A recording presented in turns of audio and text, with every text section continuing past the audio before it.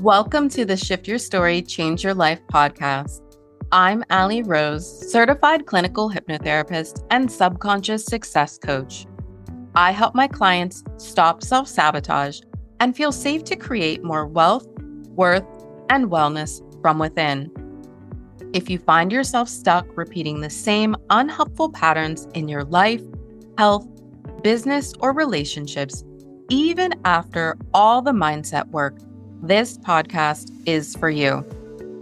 Each week, you'll hear deep dives into the hidden beliefs shaping your life and live hypno coaching sessions where someone shifts a block in real time. Because willpower isn't the problem, your subconscious story is. And when you shift it at the root, everything else begins to change. So let's dive in. Hello. Welcome back to the Shift Your Story, Change Your Life podcast. Today, we're going to be talking about clarity. And clarity is such an important part of subconscious work because before you can shift a pattern or a belief or make a different choice or move towards something new, you have to be able to see where you actually are. And one of the things that I hear all the time as my clients are preparing for their full hypnotherapy session is, I don't know. I don't know why I keep doing this. I don't know what that looks like. I don't know what the next step is. And sometimes that's completely true. Sometimes you genuinely don't have the answer yet. But what I have found is that sometimes I don't know becomes the place where people can hide, where exploration stops, where they feel safer. It becomes the end of the conversation rather than the beginning of one. So, in this episode, we're going to unpack why clarity matters, why it can sometimes feel difficult to access, how the subconscious mind can affect what you're able or willing to see, and why you don't need to have the entire path mapped out before you begin moving forward. So, before we dive in, I am also so thrilled to have Safiya back with us. She has been traveling and just living her best life, but I'm so excited to have her back for this conversation. So, Safiya, how are you? I am great. I am happy to be back as well. You were just saying it's been a minute since I've been here, so I'm very pleased to be back in the seat and having this conversation with you. Yeah, I saw you nodding along as I was saying some things about clarity. Mhm. So, how are you feeling about exploring this today? Really good. I think it is. I think it's as you said. It's sometimes I don't know is easier than knowing or admitting what you want. And years ago, I have this friend who I've known for quite a few years, and she's really good at asking for what she wants, like really good. And so once I decided I'm gonna get really good at asking for what I want. And one of the earliest things I discovered is that sometimes the person you have to ask for permission to want things is yourself. And that was really interesting to me. And so it kind of showed me that like knowing what you want sometimes feels difficult because you haven't given yourself that permission. But I'm sure we're going to get into that Yeah. as we go through the conversation. But yeah, that's the first thing that came to mind when you said it. I was like, oh, yeah, I know all about this. Yes. Yeah, absolutely. I 100% agree. Oftentimes we think that there are these outside forces, but often it's ourselves. Mhm. So, yeah, excited to. Absolutely. Yeah. Right. So you talk about clarity, right? So I think for once, I'm not going to say what do we mean by clarity because I feel like it's pretty obvious. And we're going to more think about why is clarity so important. So why is clarity so important if someone wants to create change in their lives? When I think about change, I think about how people can get really swept up in the energy of motivation or discipline or creating a new like habits or having this new Mm. like tracker that they can like check everything off, right? Mhm. But so often, like before all of that, before the motivation or the like discipline, you have to know number one, where you are, and you have to know where you want to go, right? If Mhm. you don't know where you're starting from, it's really hard to know what direction to move in. And I always think about those maps at like a mall, or for me, it's like an amusement park, whenever I'm trying to leave there, the first thing that you have to do is you have to find that little dot that says, "You are here," and without that dot, the rest of the map is useless. And that's really what clarity is. It's your "you are here." So there's really 2 forms of clarity that I'm talking about. It's "you are here," what's going on currently, and then also clarity of like, "Okay, now where's the other dot of where you want to go," right? Yeah, I definitely agree with that. And I think that's such a good point because I think we often think about the where you want to go piece of clarity, like what do I want? And, you know, how could I dream up this life or imagine things? Whereas the you are here piece, sometimes I don't want to do that. I don't want to think about where I am. I only want to think about where I want to go. So tell us a little bit more about that understanding where you are first of all. Like, does it matter how clear you get on that? Does it really matter? Yeah, I think it matters because can you imagine getting into your car and only putting in, like, not giving the map where you actually are? You it wouldn't be able to take you to where you want to go. You have a starting point. I Mm, think it's kind of like I can think of so many examples, like, I think about paying off debt. You have to know where you are. I think yeah. about wanting to lose weight. You have to know where you are, right? Before Mhm. you can start that journey of where you want to go. It gives you something to measure in some way. It is that starting point, right? Yeah. So I'm curious because we're talking about the importance of clarity and how important it is for change and for subconscious work. And you say that quite often when you ask people what they want, sometimes they'll say they don't know. So let's talk about that a little bit. First of all, why do people say that? Why do they say they don't know?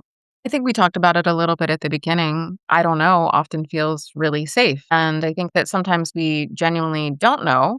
But like I said, I think often I don't know became at some point in someone's life a protective strategy. If I don't know, then I can't make the wrong decision. I can't disappoint myself or other people. I can't be judged or I can't fail. If I don't know, then I just get to live in this space of never fully taking that step towards something. So sometimes I don't know. It's not actually about information, it's about protecting yourself in some way.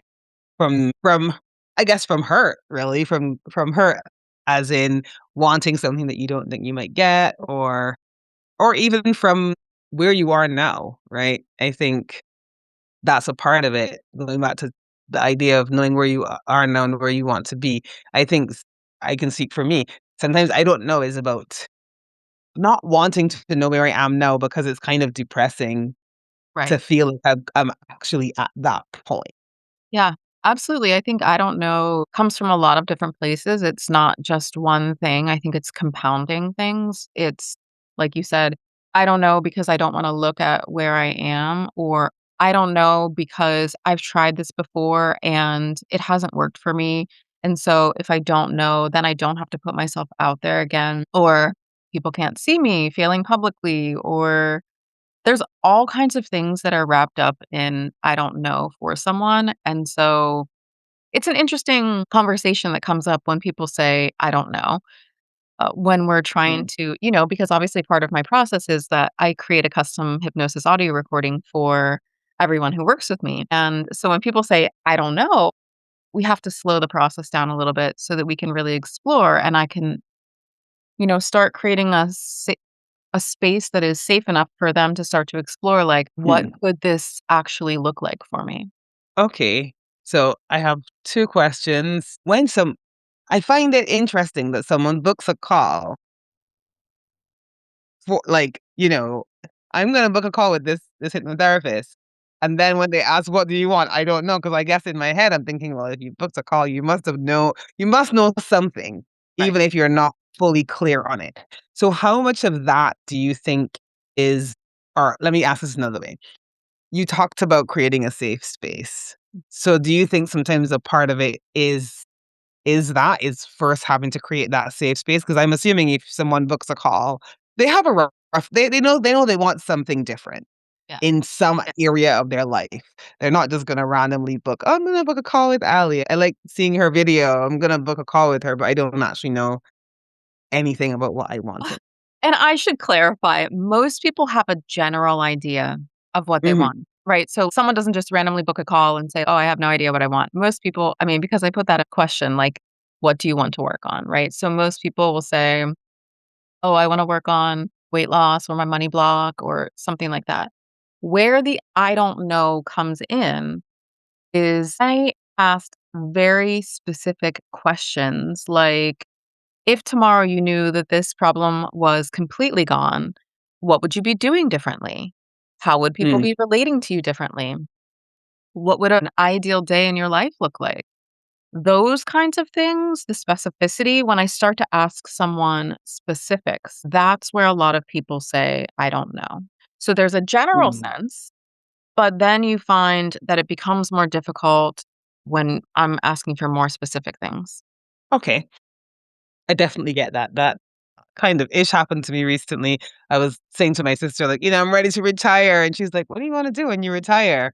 And I was just like, "I don't know. Everything I do now except work," which is, but it was funny because when she asked it, it occurred to me that, like, I hadn't really thought about it that much, although there's always plenty of answers to that question for me, but it was just interesting when she asked, I had to really pause and be like, "Huh, good question." Yeah.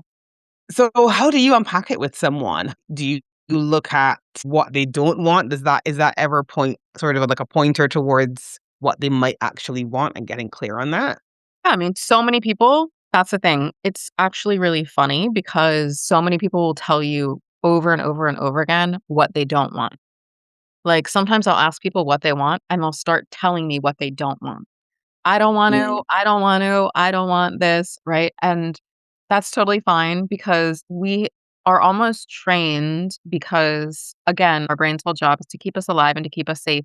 So we mhm, think that we need to focus on what we don't want because we think that focusing on what we don't want is going to keep that away from us.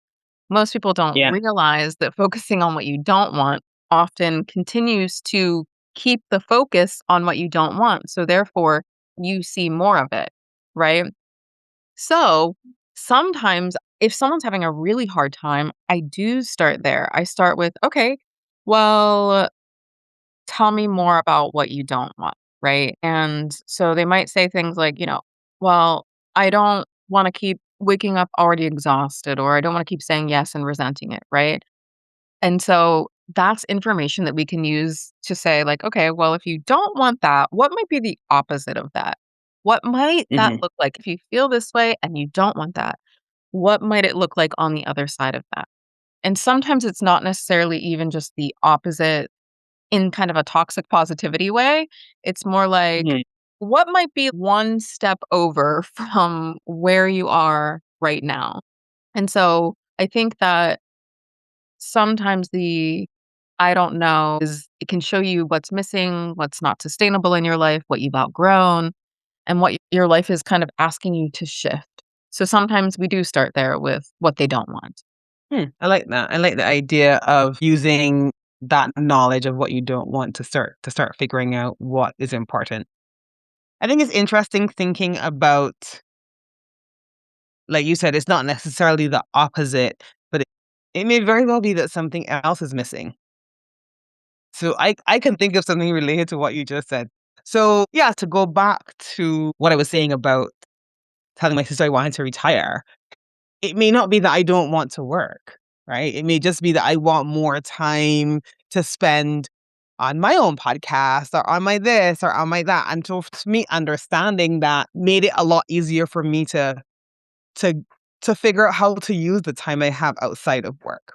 So I could say, I want to retire, I don't want to work anymore, but actually, is it that I don't want to work? Not really. I don't actually envision myself not working. What I want though is I want more time to spend on certain things. And so understanding that, it made me get a bit clearer on not scrolling or not like things that I felt like were a lot easier to do. Right.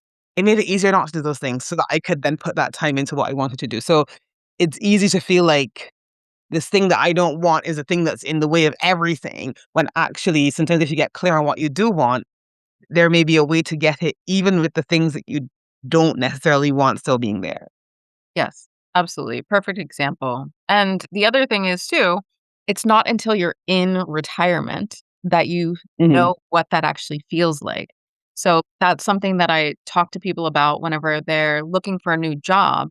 I will say, you won't know how this new job feels until you are actually in the new job. So you can ask all of the questions that you want. It can be important to say, like, okay, if you don't like your current job, what is it about your current job that you don't like? And maybe it is like that someone's like, I don't want to spend all of my time on the computer. Hmm.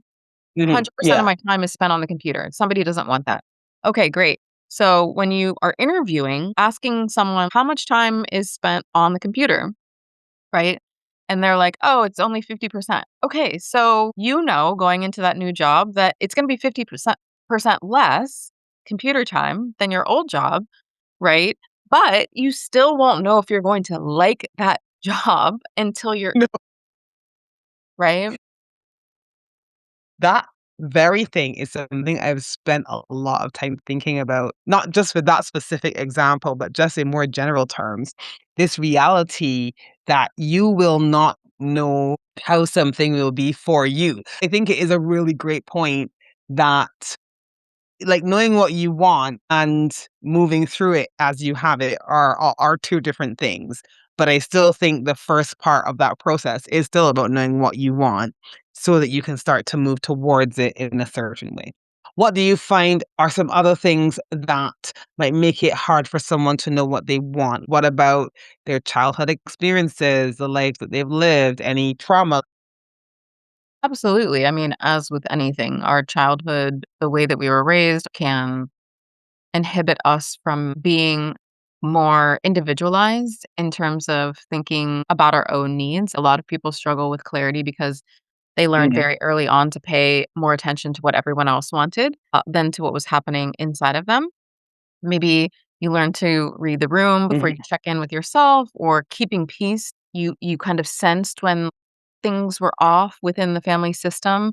And so you just went along with things that everyone else wanted because you knew that that would keep the peace, being good, helpful, quiet, easy, those kinds of things. That's what kept someone loved or safe or accepted. And so once that someone has spent from birth to 18 years old adapting, they can become incredibly skilled at knowing what other people need while feeling completely disconnected from their own wants or their own desires.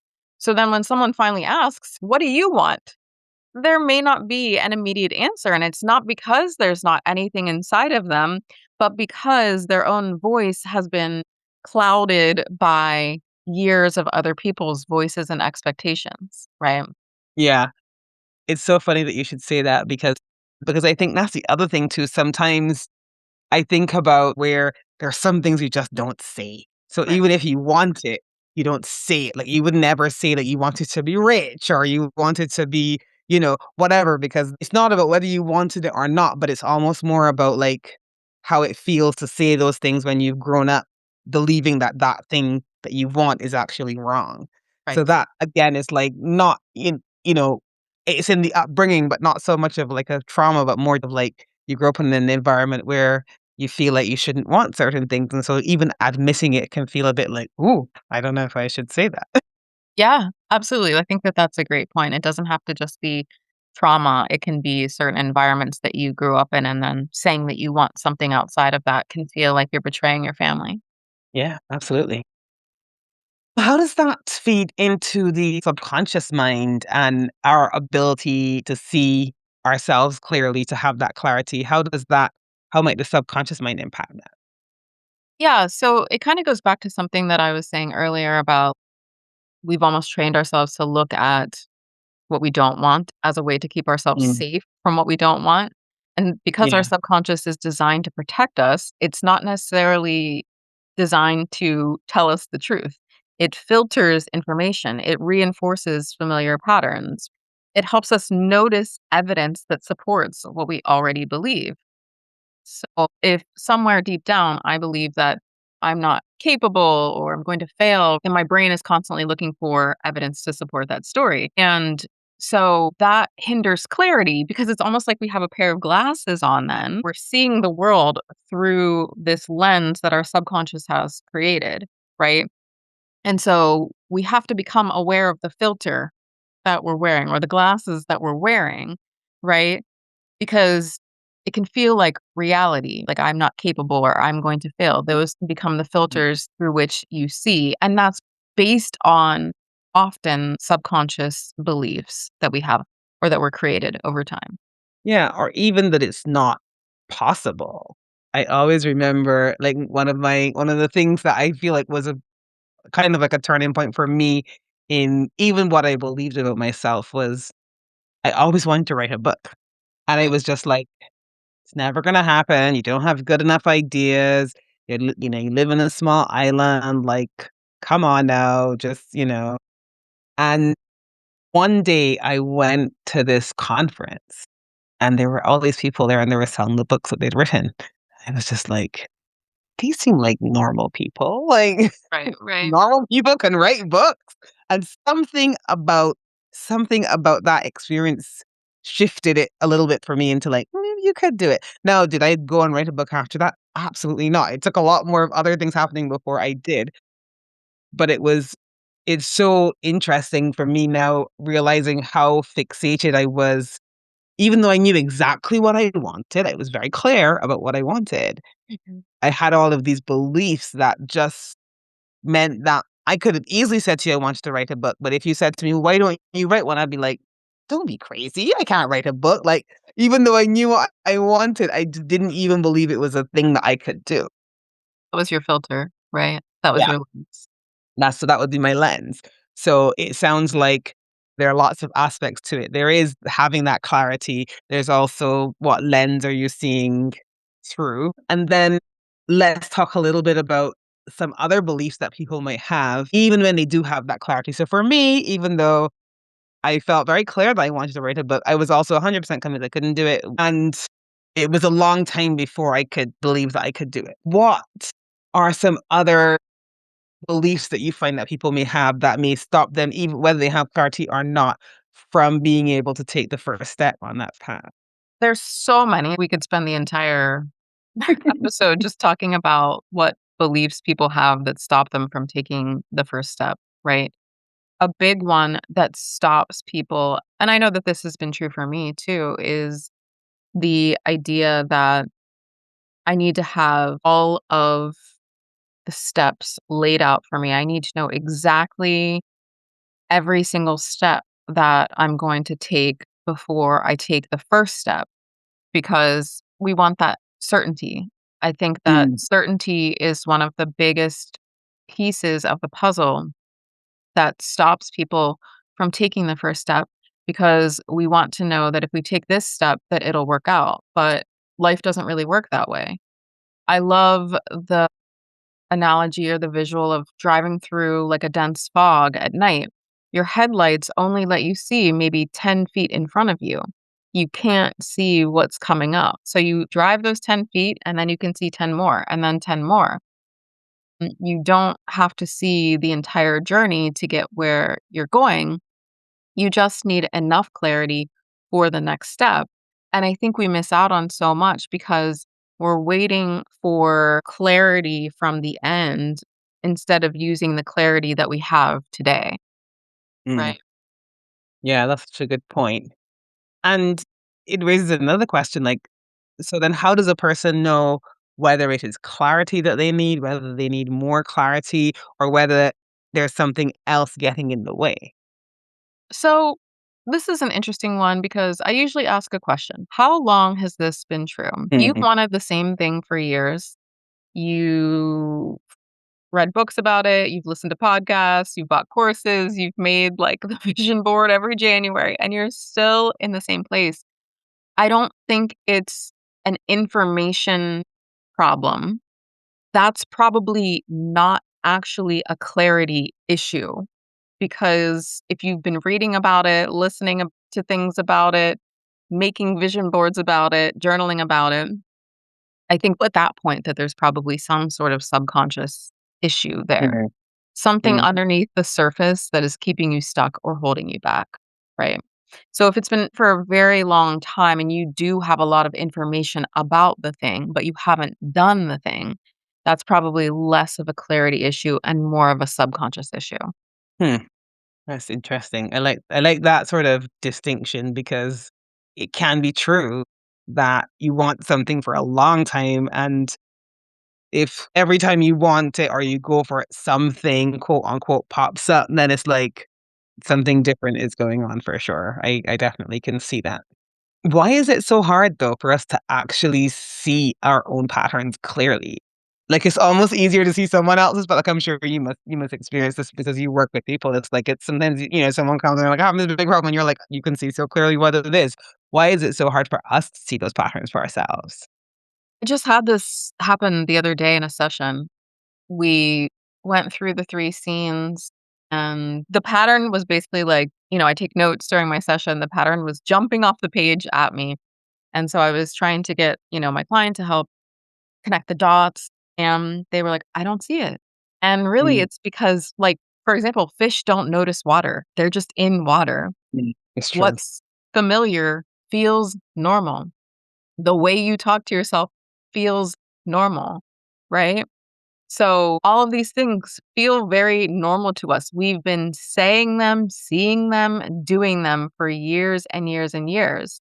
We all have blind spots. And it's because our brains automate what they've practiced the most. And so sometimes that's why, I love questions. I always say about curiosity, because questions can often help us see what we've stopped noticing. Mm, I have people all the time, they're like, that's a really good question. I do this for a living. So, yes, I'm a good question asker, but I'm also like, the questions that I'm asking are not mind blowing. mind blowing, life altering. Sometimes they're not even these really deep questions, but it's just that they've never asked themselves this question, and no one else in their life has ever asked them this question. And it starts to help them. I always say, if you're looking at something from the front, always looking at something from the front, sometimes a question is just turning it around and showing Mm, someone something from the back, right?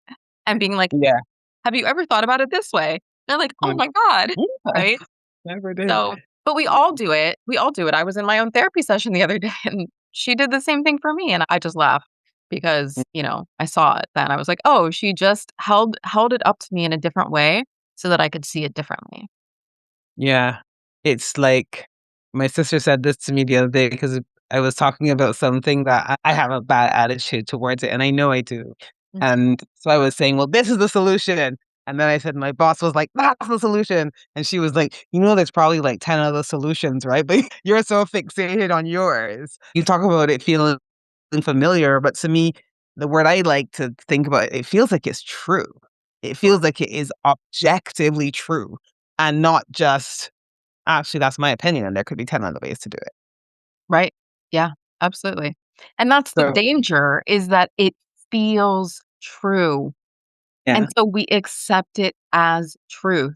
And then Mhm. someone's like, "Flip," and you see it in a whole new Mm. way and you're Oh, like, there's a whole other path, there's a whole other truth yeah, that I could other ways to believe. think. Yeah, okay, that's such a good point, I like that. So, where does someone start then if they feel like they're struggling to get that clarity? Like, actually, if they ask themselves right now, like, "What do I want?" and they don't have that clarity, or they feel clear, but they also feel blocked in terms of the way, not knowing what the path is. Where would someone start? As always, become curious before you become critical. Ask better questions before you demand better behavior of yourself. So often, I think what we do is we demand that we start acting in a different way when we haven't even asked ourselves questions about why we're acting this way in the first place, right? Mm, Everything that we do serves us in some way. So, I'm always saying curiosity, I'm always talking about questions. So if I were to give you 3 big questions to start with, they would be, what do what do I know I don't want anymore? If you can't name what you want yet, Start with what you're tired of feeling, tolerating, repeating, or pretending is fine in your life. Because sometimes clarity begins with finally admitting, I can't keep living like this, and then Mhm. identifying what this is. Be really specific about what this is. And part of that actually is going throughout your day, and you really have to pay attention, noticing what feels expansive, like level 10 things in your life that pull you toward level 10, or what things are contracting you, like making you feel tight or like level 1 type things.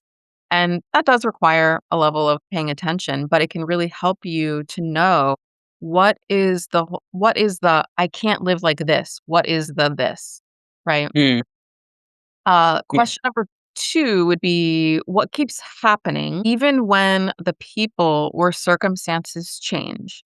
So look for the repeating feeling, role that you take on, behavior, or the way that something ends. So if you're in a different relationship, but it's the same resentment, if it's the different goal that you've set, but you've still disappeared from it, if it's a different Mhm. year, but you've made that same promise to begin again later. Yeah. That I or if it's a different job, but the same different job, frustrations are right? there. Same Like frustrations, yeah. right? Oh, yeah. That really helps you know, like, okay, I hate to say it, but within it, you're the common denominator. And so you probably Mhm. need to look at something deeper there than just changing the environment because people can get addicted to, oh, well, I'm just going to get the next relationship or the new job or this, and then Mhm. that's going to change everything. But everywhere you go, there you are. So, and you carry your patterns with you. And the third question is, what am I afraid might happen if I actually did something different? Not just if you fail, but what if you succeed, disappoint someone, become more visible, need more support? That last question really opens you up to what you might believe about yourself, the world, or other people. That last question, I'm going to say it again. What am I afraid might happen if I did something different? That can be really telling. And from there, you can look for the thread that connects your answers. What keeps repeating? What are the fears that show up more than once? Right? What are you assuming will happen if you change? Right? So you might start noticing old beliefs that pop up as a thread amongst those questions. So, you know, Hmm. that thread of belief is kind of like I think of it as like a vine that can weave itself into every area of our life. It can be Mm. our money, or it can be relationships, or it can be our health. For example, if I don't believe that I'm worthy and deserving of support, then that might impact my relationships with people. That might also impact my ability to make money because maybe I can't be all things in my business, but because I don't get support, then I can't make as much money. So the belief is kind of like the vine, right? And when you ask yourself better questions, you can start to notice where that vine has wrapped itself around your choices, your relationships, the way that you respond, all of these different things, right? Yeah. So, based on a couple of the things that we've talked about, which is why when you're inside of your life, you can't really see it. And then these patterns that are repeating, this is a huge part of why I created my new app. It's called Spot the Block because after years of helping clients one on one uncover these subconscious patterns, I really wanted to create something that could help you begin asking these questions in a more structured way, especially when you know that something isn't shifting, but you can't see why. So it's a subconscious pattern assessment that helps you look beneath the surface problem and begin identifying the hidden belief or protective strategy that's keeping it in place. So you can choose the area where you currently feel stuck, whether that's love or money or business or visibility. You answer a series of reflective questions about what you want, what keeps happening, what you've already tried, what seems to get in the way. And then Spot the Block uses your answers to create a personalized report that helps you see the deeper pattern underneath the behavior. because as we've talked about, the surface problem, it's only the symptom. There's a root issue that's going on underneath all of Mm. this, right? And so when you can't see that deeper pattern, it's really easy to keep fighting yourself. It's really easy to keep trying to force yourself to behave better without understanding why the current behavior has been helping you or protecting you in some way, right? That sounds like such a great companion to to all the other things that you have. I think that's just brilliant. Now I'm itching, like, I'm gonna go see if I can spot some blocks in my own life. Right, right. Mm. Yep. So, I mean, I had so much fun creating it, and you can take the assessment. You can receive your first personalized report for free at spottheblock.app. And it might really help you finally put language around those invisible walls that you've been running into, or help you get to the root, or as we were talking about it, the vine that it has been Mm. weaving its way throughout your life. So, Hmm. Spot the block, find the vine. I love it. Let's do it. Yeah, that sounds great. That's exactly what I'll be doing as soon as I get off this recording.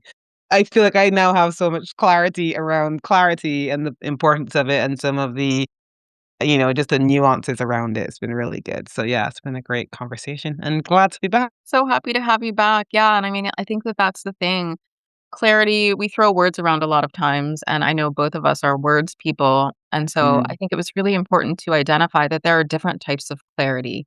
There's that clarity of where you are now, taking stock of that. There's the clarity of where you want to be, what that life might look like. And then there's also that moment of clarity of, okay, I see the pattern, but like I don't know or I see that this keeps happening, but I don't know what's running underneath it. And I think there's a level of mm. clarity when you say, I need help identifying what this thing is in my life, because if I could outthink this, I would have done it by now. Right. Of course, So, absolutely. And then yeah. it fits nicely, I guess, also into maybe having a session with Ali so that you can start to, like, go even deeper and get to the bottom of that chain. Yeah, absolutely. I mean, and so in full transparency, I created Spot the Block based on my methodology. It is a starting point for people. Obviously, nothing will ever replace having someone sit with you and listen to your story and listen to your patterns, but it's a good starting point. And then if someone finds that helpful, they are more than welcome to reach out to me if they feel like they want further support. Sounds great. Sounds great. All right. Wonderful. Well, I hope that this was helpful, and we're sending you so much love and gratitude. Until next time. Bye. Bye. Thank you so much for joining us today for this episode of the Shift Your Story, Change Your Life podcast. If today's conversation sparked something in you, I'd love to hear about it. Feel free to send me a message on social media. I'm at the Ali Rose on both Facebook and Instagram. And if you want to be coached on a future episode or explore what it would look like to work with me one-on-one, head over to shiftyourstorypodcast.com. And if you never want to miss an episode, make sure to subscribe and leave a rating and review. It helps more people find this work. Until next time, keep shifting, keep growing, and most importantly, I want you to remember that your story isn't set in stone.